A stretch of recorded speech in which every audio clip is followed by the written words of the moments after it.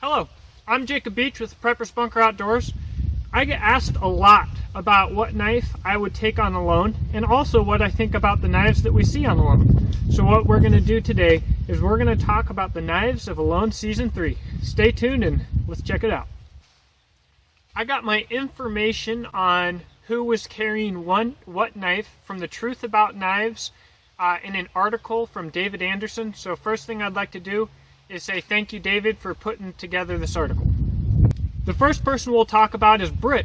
Brit appears to have a Becker BK7. Definitely a solid choice, 7-inch blade, 1095 Crovan steel.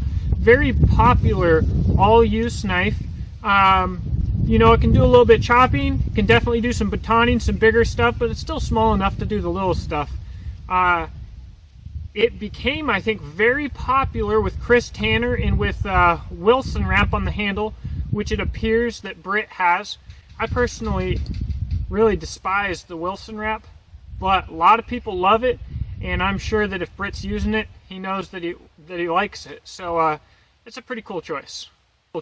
Carly was carrying an LT Wright Genesis. LT Wright, like Becker, has had quite a few knives in this show, and for good reason. LT Wright is often looked at as kind of the premium production knife offering, and the Genesis specifically is often viewed as the epitome of the production bushcraft knife. You'll remember it was also carried in Season 2 by Larry Roberts. Now in this picture of Carly, it does look a little bit different to me, like it might be one of their other models, but that might just be because of the angle, so I guess we'll find out for sure later. I don't know, but another LT Wright, pretty dang cool. Fowler has a Swiss Army knife, Swiss tool, Spirit. He kind of chose to go the multi-tool route, kind of like Justin of the last season, and he complemented that tool with the cold steel shovel. Now, you know, if your only blade was a multi-tool, that wouldn't be my choice, although it is a smart choice. Justin went with it, and he did well with it, but it does give you a lot of versatility, and when paired with that combat shovel, it's definitely a good and versatile setup, so that was pretty sweet. Zach chose to go with a Battle Horse Dutchman. Now, I've been surprised that I haven't seen more Battle Horse knives previously in Alone. Battle Horse is kind of like a brother company to LT Wright. The two companies actually used to be Blind Horse knives until they split apart. The knife looks like a good mid-sized knife with a high Scandi grind. Looks pretty beefy. I personally am not a huge fan of Scandi grinds on larger knives because I think that they are very limited in their use. It's not as versatile of a grind for food prep or chopping or anything else. And we see Zach trying to use it almost like a machete. Just absolutely wasn't working for good reason. That's not what the knife is designed for. So, but overall, looks like a cool, flexible knife there for small to mid-sized tasks. Megan probably had my favorite knife of the Alone Season 3 knives.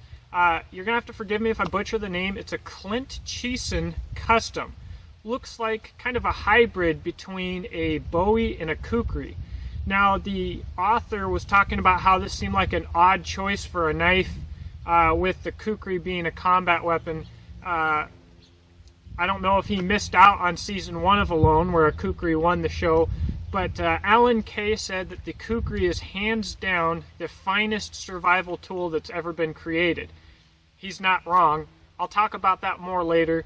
But the knife isn't really a Kukri. It has a forward sweep, some forward balance, but it's got more Bowie lines, almost kind of like a Persian fighter, but it's also got the big palm swell to keep the knife in your hand for chopping and stuff.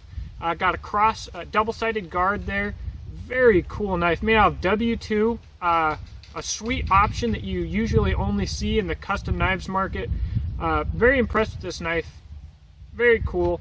I don't like double guards because I like choking up, but that's individual preference. But good on you, Megan, for picking a really cool knife. Dave chose to go with a Mora Companion. You know, I notice a lot of bushcraft and survival guys aren't really knife guys, and a lot of them just use Moras. I know that Mike Lowe from season 2 of Alone, who I did a little class and video with recently, really likes the Moras, and for good reason. They're great little knives. I think that Dave is very comfortable with his skills, very comfortable with what he's familiar with, and what he's familiar with is that Mora. Would it be my first choice for a competition? Absolutely not. But I think Dave knows enough to weigh his options, and that's what he went with. If you want to go on Alone with a $10 knife, more power to you. It's a great knife, and I doubt it'll break on him, because I'm sure that he knows how to use it to do what it is designed to do and for what he wants it to do. Next up, we've got Kaylee with a Castile Custom. I hope I said that right. In 1095.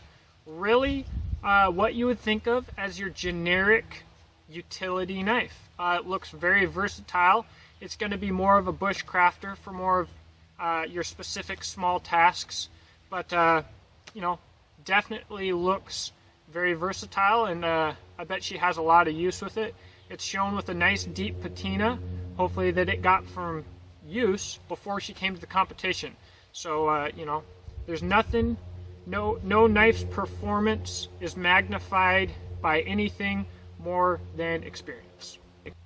Greg chose to go with what the History Channel calls a custom archer's knife. I'm not very familiar with what makes an archer's knife an archer's knife. There are a lot of things about it that I personally would not choose in a knife like this. You know, it's hollow ground, but again, it's a small little utility knife, probably with an excellent edge, and Greg knows what he's doing. I have no doubt about that. So for the tasks that he needs a knife to perform for him, I'm sure it's an absolutely excellent option, and it's a cool looking knife. So a little bit out there, a little bit different than what you're normally going to see, and that's pretty cool. Jim has what appears to be a PKS Scorpion XL or HD. I have no experience with the brand. He wasn't really out there long enough to, or at least we didn't get to see enough to really see what he did with his knife work or whatever, but it basically looks like a Scandinavian inspired, almost like a Puko. So more power to him. It's a bummer that he wasn't out there longer, but I'm sure he puts those knives to good work. So we haven't seen Dan yet at this point in the season, and I've already got people cheering for the guy, so he must have a pretty good following. He's carrying a Battle Horse Coal Cracker prototype, so that's supposed to be released pretty soon. Basically, very generic saber grind small utility knife, which seems to be very common this season. 01 tool steel, looks like he's got some spalted maple scales on there. Looks like a wonderful little utility knife. Definitely an interesting choice there. So that brings us to what I would carry with me on Alone. I've been telling my viewers, you guys, for I don't know, a year, 2 years now, that I talked to you about what knife I would choose, and it would have to be the knife that I designed for Alone when I was in the process for season 2, and that is the Super Kook. A kukri with its weight forward allows you to do such a vast range of tasks, and the Super Kook specifically with modern handle geometry lets you to really choke up and get close to the edge and really do fine work.